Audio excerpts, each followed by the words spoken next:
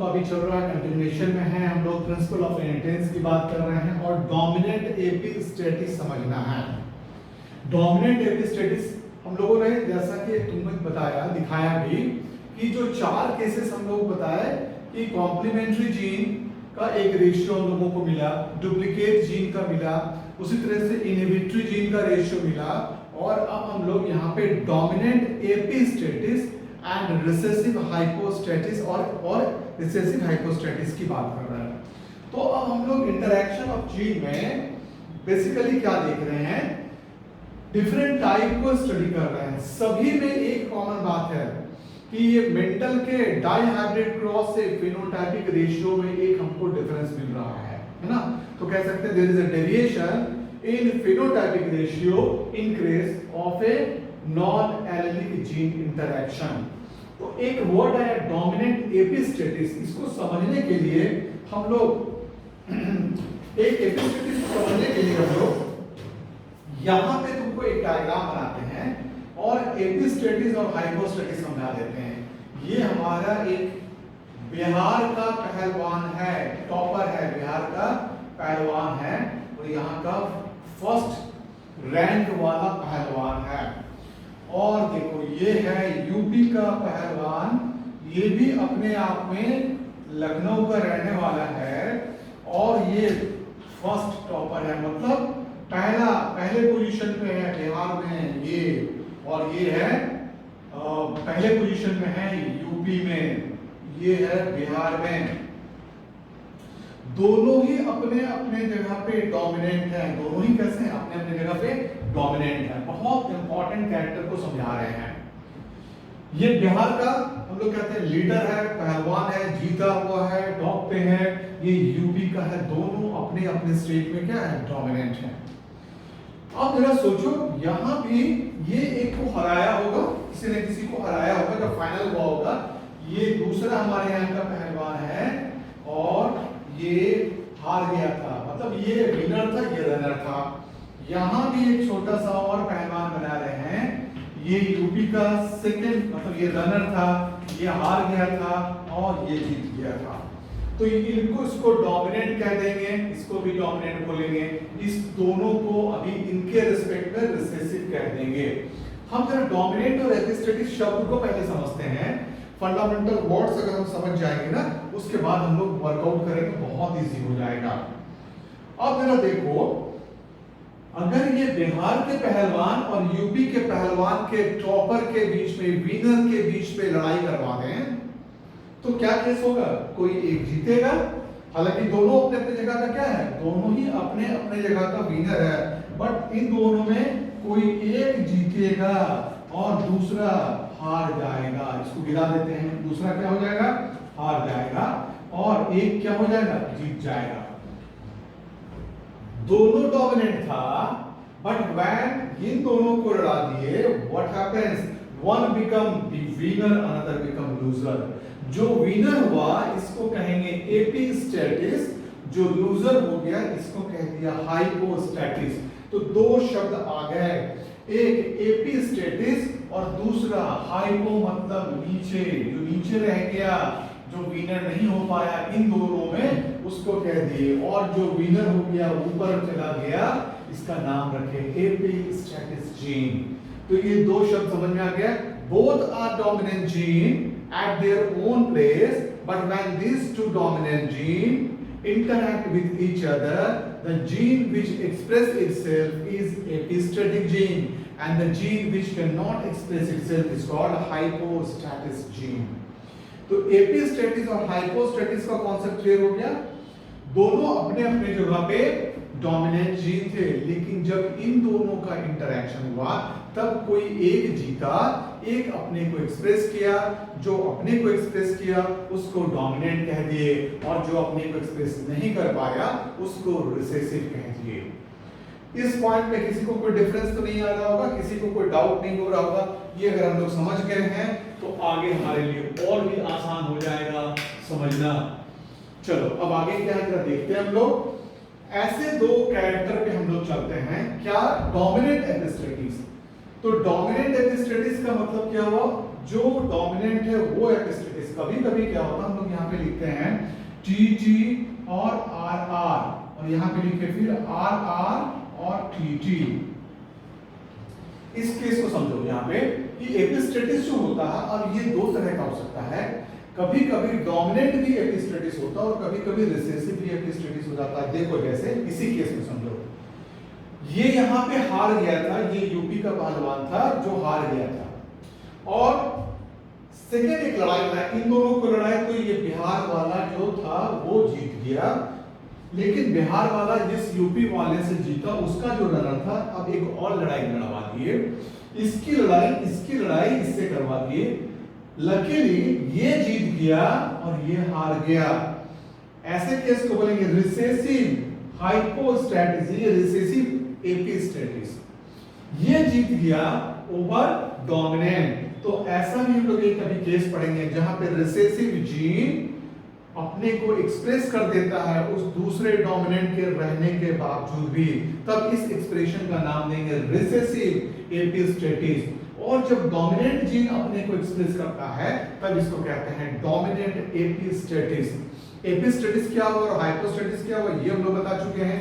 एपिस्टेटिस हुआ जब दो जीन आपस में इंटरैक्ट करते हैं, दोनों ही डोमिनेंट होते हैं, इनमें से जो अपने को express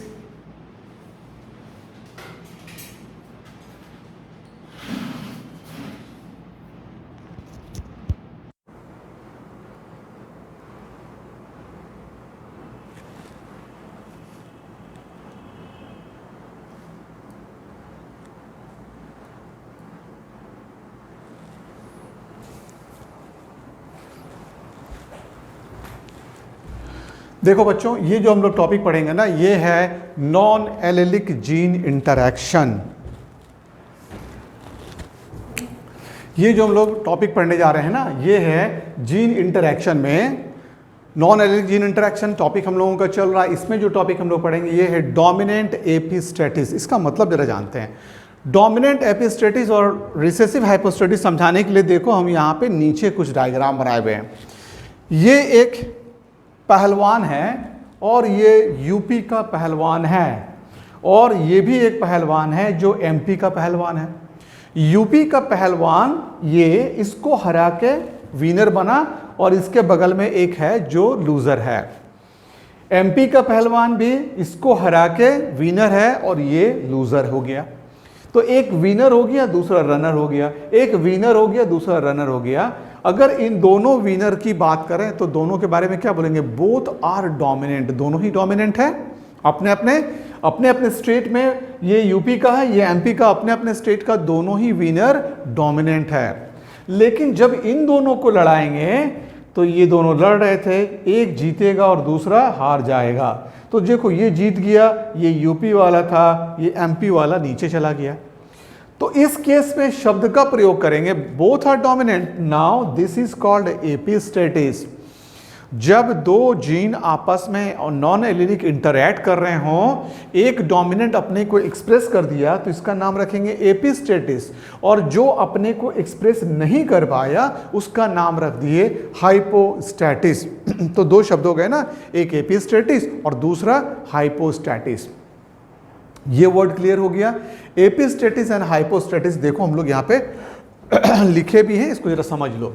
When a gene prevent the expression of another non-allelic gene, एक जीन दूसरे जीन के एक्सप्रेशन को, नॉन एलेलिक इंटरेक्शन को रोक दिया, एंड इज सप्रेस्ड, तो एक दूसरे को जो रोका, इट इज कॉल्ड एपिस्टेटिस। जो रोका उसका नाम रखेंगे and expression of gene which is suppressed, और जो सप्रेस्ड हो गया उसको क्या कह देंगे, हाइपोस्टैटिस जीन।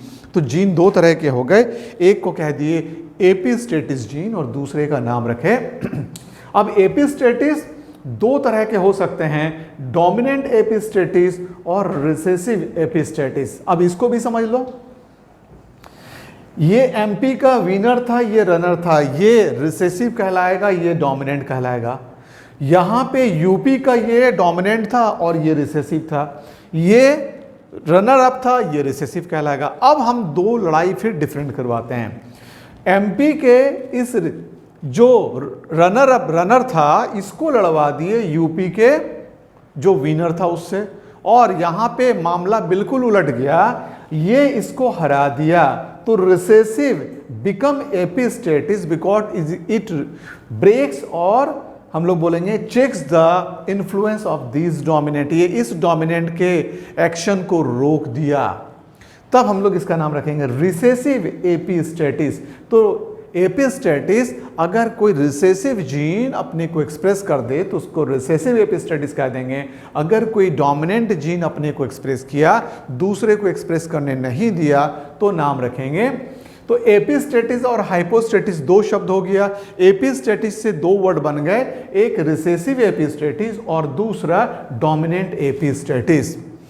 ये बेसिक पहले कॉन्सेप्ट समझ जाओ, क्योंकि ये वर्ड्स का मीनिंग नहीं समझेंगे तो ये बिल्कुल रटने वाली बात हो जाएगी। रटेंगे तो बिल्कुल नहीं।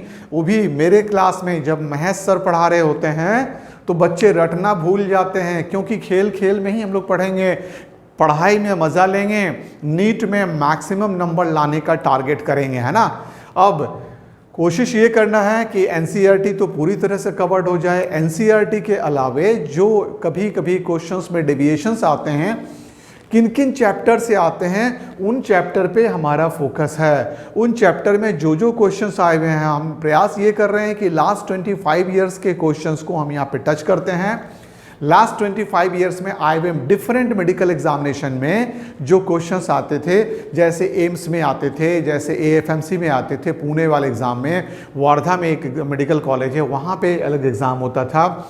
तो डिफरेंट मेडिकल कॉलेज के एग्ज़ाम में जितने क्वेश्चंस आए हुए हैं ना, उनको हम टच कर रहे हैं when I am teaching. Because जब भी क्वेश्चंस में डेविएशंस आएगा तो इन्हीं सब पार्ट से आ सकता है। तो इनमें से एक इंपॉर्टेंट पार्ट है, ये हम लोग principle of inheritance and variations में ये पोर्शन देख रहे हैं, which is more than that of your NCERT. ये हम लोग एनसीईआरटी से ज़्यादा पढ़ रहे हैं इस समय, कोई डाउट की बात नहीं है, इसको पढ़ रहे हैं और ये हमारी इस समय मजबूरी है, ये पढ़ेंगे, क्योंकि एम्स भी अब नीट का पार्ट हो गया है। क्वेश्चंस के लेवल में एक अच्छे लेवल के क्वेश्चंस की आप उम्मीद कर सकते हैं। तो हमारे पास पूरा अच्छा सा बेस बना रहना चाहिए इसको पढ़ने का। तो एक पार्ट हम लोग ये जान गए, तो रिसेसिव एपिस्टेटिस हम लोग जान गए। फिर हम लोग आते हैं ये किस प्लांट में मिला। हम लोग कह सकते हैं समर स्क्वैश, है ना, क्यूकरबीटा पेपो, ये कद्दू या कदीमा जो हम लोग कहते हैं ना, कद्दू, इसी का वैरायटी है क्यूकरबीटा पेपो, है ना। तो ये एक बार निकालोगे क्यूकरबीटा पेपो, ये, और ये क्यूकरबीटा नाम इसलिए पड़ा इसका क्योंकि ये जिस फैमिली का मेंबर है ना, कद्दू कदीमा, उस फैमिली का नाम है क्यूकरबिटेसी, क्यूकरबिटेसी, CEAE, ये इस फैमिली का नाम है। इस फैमिली में खीरा, कद्दू, कदीमा, लौकी, नेनुआ, ये जितने भी गर्मियों में जो हरी सब्जियां बिकती है ना, लत वाली जितने पेड्स होते हैं, ऑल बिलोंग्स टू क्यूकरबिटेसी फैमिली। तो ये हमारा एक एग्जाम्पल लेके चल रहे थे।